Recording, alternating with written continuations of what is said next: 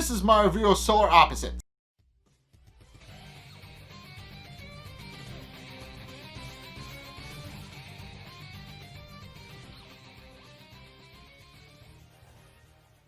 Okay, so in this episode, Corvo is trying to fix the ship when Terry interrupts him. Apparently, he's jet ski shopping, and because they're preparing to buy a jet ski later that day.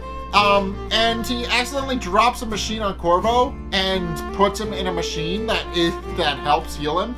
But Corvo openly admits afterward that Terry's constant antics constantly stress him out and cause him to gloobler a lot more than he should be.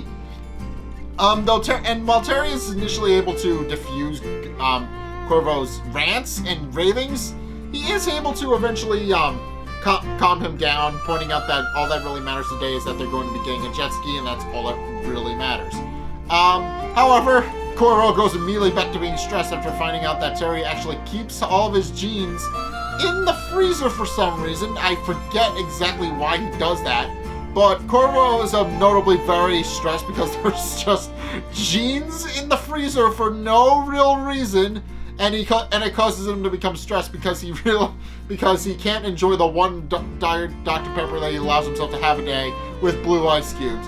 At which point he coughs up a red goobler, which promptly attacks him and Terry before jumping out the window shouting, and I quote, "Get fucked," and leaping out the window. So Corvo immediately recognizes that it's a red goobler, but has no idea what they are, so he goes to the ship's logs to look it up. At which point he finds out that red gooblers are apparently very dangerous. Normally, as we've seen up to this point, gooblers are really just these little harmless creatures that just appear when a Slurpian is stressed, and they're happy little creatures that just sing and dance all day. They're happy and relatively harmless, and they don't really know what's going on around them. Red gooblers, on the other hand, are basically a culmination of the Slurpian stress are emitted every 100,000 goobler, and try to kill everybody and try to kill their original the original Slurpian who spawned them, either by killing them directly or by making them so stressed that they go into fetal shock, where their brain becomes a fetus and they die that way. So, which is apparently a thing that Slurpians have to worry about. I don't know why, but it's a thing. And while it's incredibly apparent that Terry is the cause of Corvo's stress, Terry is completely oblivious to this, and Terry and Corvo quickly try to come up with a plan to actually stop the red goobler. First and foremost, they fortify the house, and with Terry in particular contributing to all of his secret entrances that he seals up.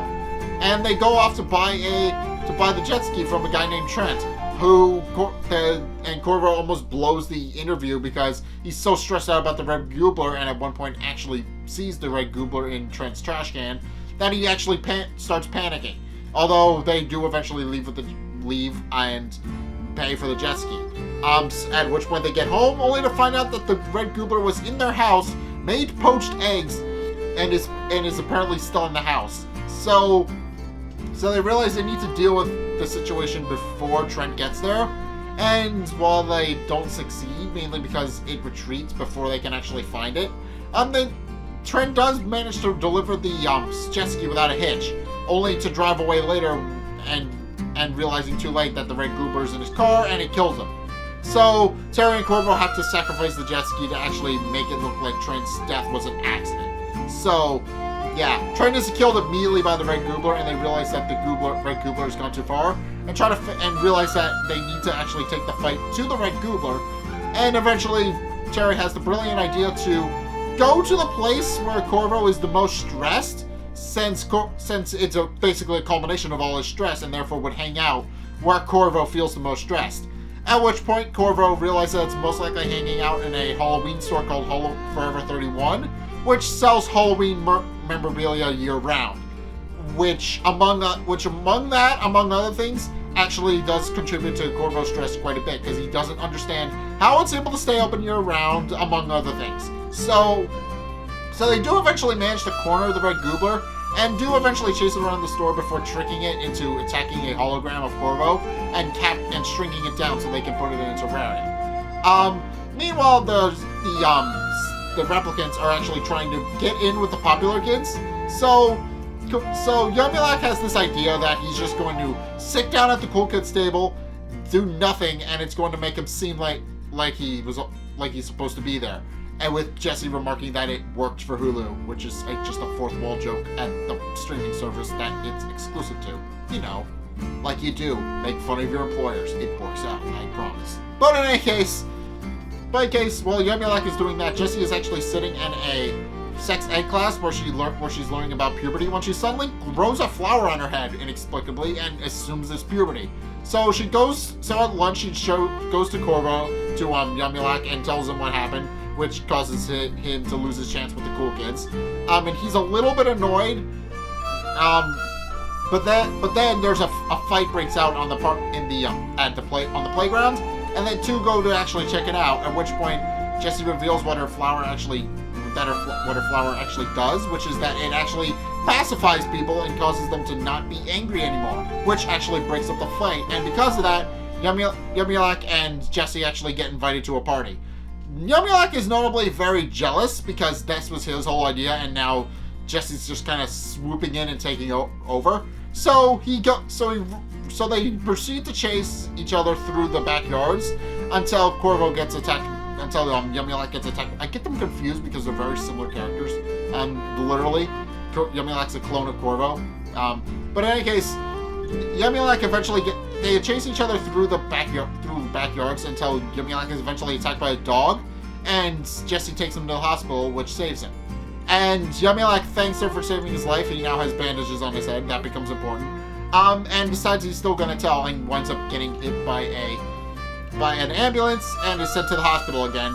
And then they proceed to go back home to look for Corvo and Terry, who are dealing with their own thing at this point. So, but at which point it's revealed that Yumulak has actually grown a flower of his own, which has a very different effect in that it makes everybody hyper. And the next day at the party, when they actually go later that night, I know those were contradicting statements, but still, they go to the party. Jessie decides to get it in with all the popular girls, whereas Yumulak tries to get it in with all the popular boys, and their flowers do help with that. Jessie is able to use her flower to actually pacify everybody and make them her friend, whereas Yumulak makes all the guys hyper, and he winds up befriending them that way.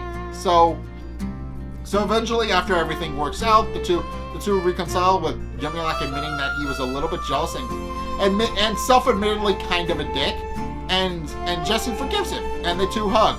However, this causes their flowers to bump into one another, which causes it to get into the air system, which then spreads throughout the entire party, causing everybody at the party to suddenly go rabid and feral. And sure enough, they realize that it's most likely because the flower pollen's mixed, and they escape the party by seal them all in with a holographic chair gun thing that Yumulak just has, and then go back home to tell Terry and Corvo what exactly happened, who at this point have caught the Red Goobler.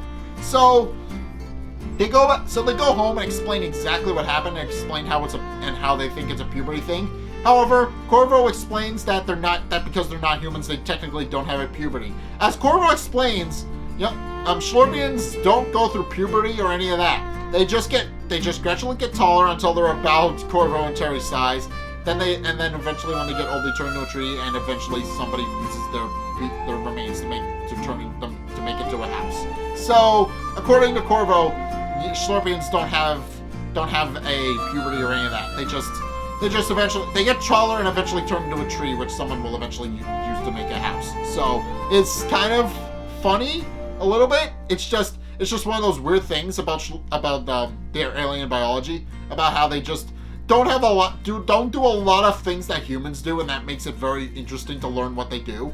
But in case, Corvo says it's probably fine that they grew the flowers, pointing out that it's most likely because they don't wash their hands, and it was a fungus that grew because of that, and explains that it's most likely okay so long as they didn't let their pollens mix.